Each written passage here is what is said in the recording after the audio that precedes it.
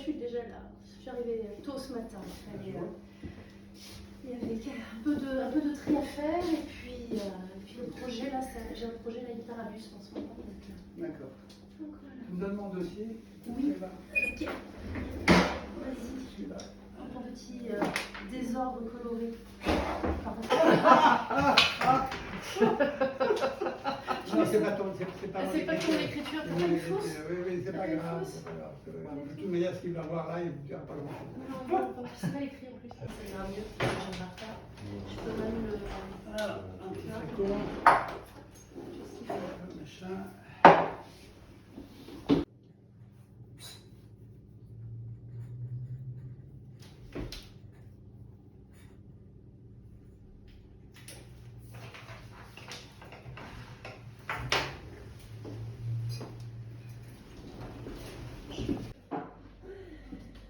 Patienter, hein. Alors, mon coco, ça peut un petit mètre.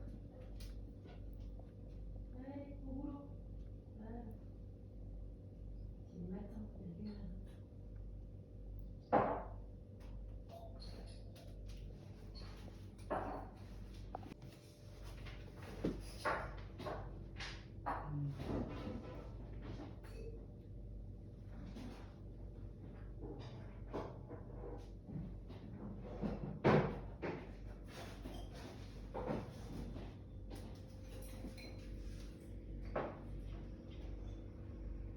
Vérifier quand je pèse.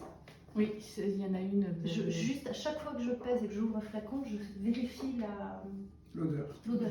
Ouais, mais tout à l'heure, c'est ce qu'il a fait aussi. Ah, je n'avais pas chopé ça. Non, j'étais aux fraises, mais comme je vous l'ai dit, mon réveil matinal, il m'a tué. Ça se mérite de prendre l'avion ici.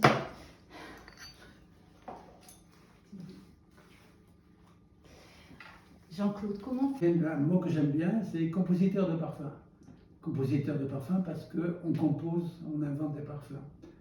Et ceci pour se distinguer du parfumeur qui est souvent, le parfumeur est associé au magasin de parfums. Et donc le magasin vend, mais le compositeur de parfum, c'est lui qui crée. Donc d'où le mot de compositeur de parfum.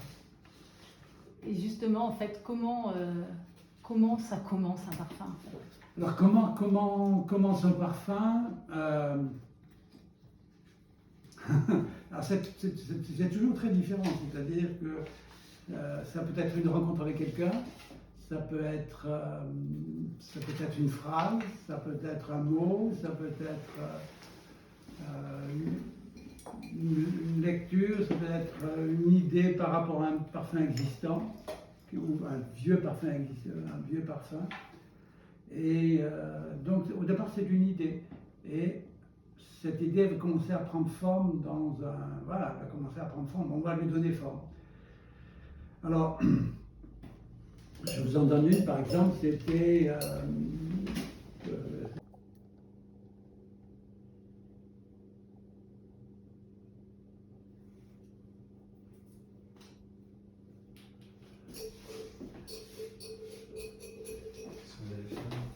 Faites semblant de... Je vais m'en prendre un produit. Enlevez la main. Vas-y. Alors.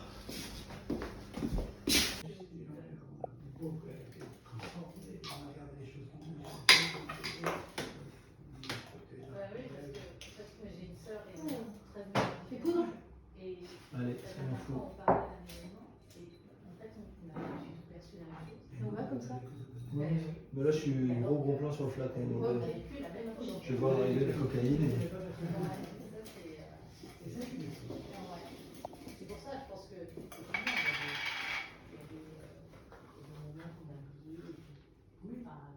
pas pourquoi, mais il y a des choses qui nous ont beaucoup plus importantes. Faut que je sois encore plus. Je préfère dire non. Non, je me suis pris, j'arrête là. Je démerde avec quelqu'un que tu veux, moi, mais pas moi. Ça, c'était très bien. J'ai rien dit. Mais donc, si vous voulez, on peut mettre le flacon au-dessus. Je m'en fous, je le vois pas, moi. Oui, ça, c'est pas mal. Là, il y a quelque chose. Et de ce coup, il y a des choses se défendent. le transformation. Ça, c'est ce côté bergamote. Ça, c'est la bergamote. Et j'aime bien le côté. à la fois frais et chaud. Mm. Un froid chaud. Oui, parce que tu rentres comme ça, tu glisses dans la douceur. J'aime Ouais. mettre de la chair. Oui, ça va donner de l'épaisseur là. Oui. Mais plutôt santal. Non, plutôt santal. Oui, plutôt santal que cèdre. Pour de la pulpe. Non, non, le cèdre, on va dessécher. Non, c'est trop. Oui. Mais santal, on met de la pulpe. C'est dur. Non, c'est bon. Moi, j'aime bien la chaleur derrière. C'est très chaud. En termes d'odeur et tout ça, c'est pas rien de spécial. Ici, oui. Ouais. Si, bien Parce sûr. que Olivier est notre producteur. Oui, C'est lui qui produit pour nous. d'accord. Et donc c'est des milliers d'odeurs. Et quand je compose un parfum, je vais prendre une étoile que je vais relier à une autre étoile, que je vais relier à une autre étoile. Je choisis les étoiles que je vais relier ensemble. C'est ça qui va créer le parfum. Donc c'est ce lien que je trouve entre les odeurs qui fait qu'à la fin, il y a parfum. Et il a été trouvé bien avant moi. Alors j'ai une prédilection pour les bois, mais les bois dont on dispose, ce sont des bois qui viennent du monde entier. Parce que des bois qui viennent du Pérou, il y a des bois qui viennent du Brésil, il y a des bois qui viennent d'Inde, etc. Alors c'est le santal, c'est le gaillac. Mais en France, on a assez peu de bois utilisés directement en parfumerie. Le cèdre vient surtout des États-Unis. Alors aux États-Unis, le cèdre est utilisé pour faire des meubles. Et en parfumerie, souvent, la plupart du temps, ce sont des sous-produits qui font les essences à parfum. C'est-à-dire que dans la musique, même un peu vanillé, c'est vraiment très très très bon. Qu'est-ce qu'il y a comme autre bois ici en France? Ah oui, on récupère aussi sur les chênes les lichens. Vous savez, sur les chênes, il y a souvent des lichens. Et on récupère ces lichens et on distille ces lichens. Et on obtient un extrait de lichen qu'on utilise dans les parfums. On en utilise beaucoup moins aujourd'hui parce qu'on a trouvé que les lichens étaient allergisants. Mais les lichens sont utilisés depuis plusieurs siècles. Alors les lichens au début ont été utilisés pour...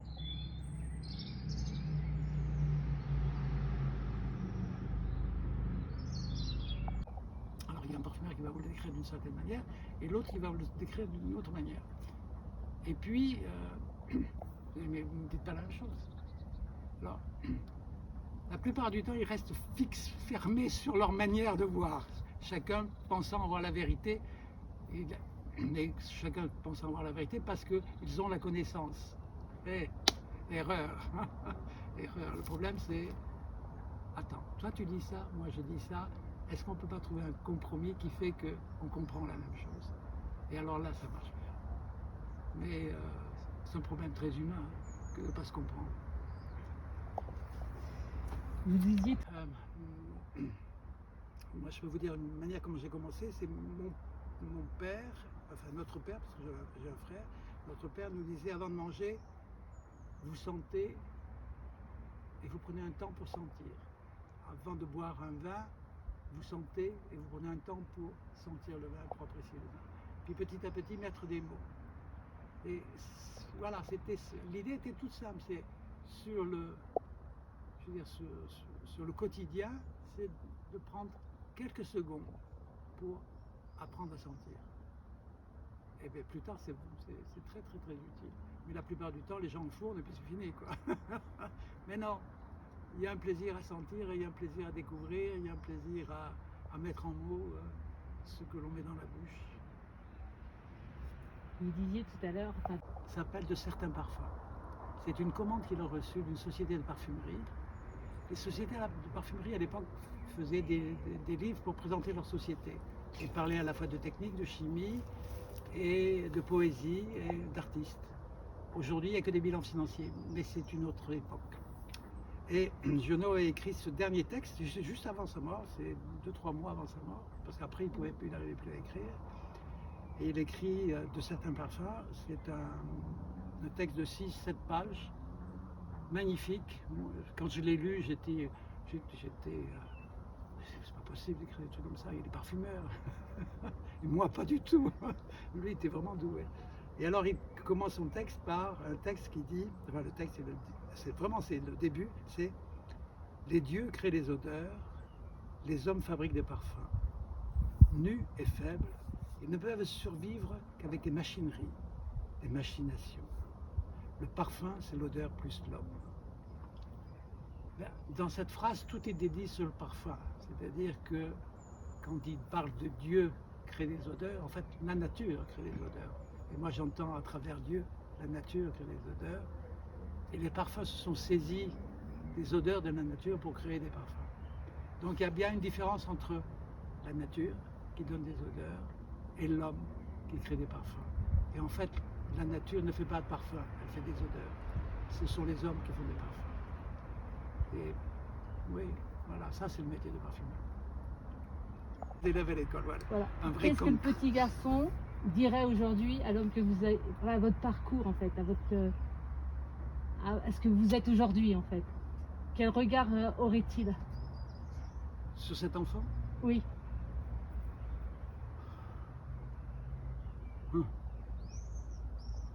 Mais de toute manière, l'enfant que j'étais était un enfant rêveur. Donc je rêvais, j'étais dans un monde que je me construisais en permanence. Donc j'étais pas là, j'étais dans un monde ailleurs. Et à l'école, j'étais ailleurs parce que les maîtresses, surtout des maîtresses, me disaient, enfin me rappelaient en disant, mais réveille-toi, mets-toi là. Enfin bref, dis que, mais non, j'étais ailleurs. Donc c'était là. Chez moi, il y avait un besoin d'apprendre par moi-même. Et j'ai toujours eu besoin d'apprendre par moi-même. J'avais besoin de passer du concret vers l'intellectuel et non pas de l'intellectuel vers le concret. Et je trouve toujours qu'il n'y a rien de tel que de passer par le concret pour comprendre des choses et mieux les comprendre. Parce que quand on les voit uniquement intellectuellement, ben, c'est pas suffisant. Il y a une dimension, la dimension de l'artisan ou de l'artiste est au bout des mains, au bout du nez, au bout des yeux, mais elle est là. Elle n'est pas qu'intellectuelle.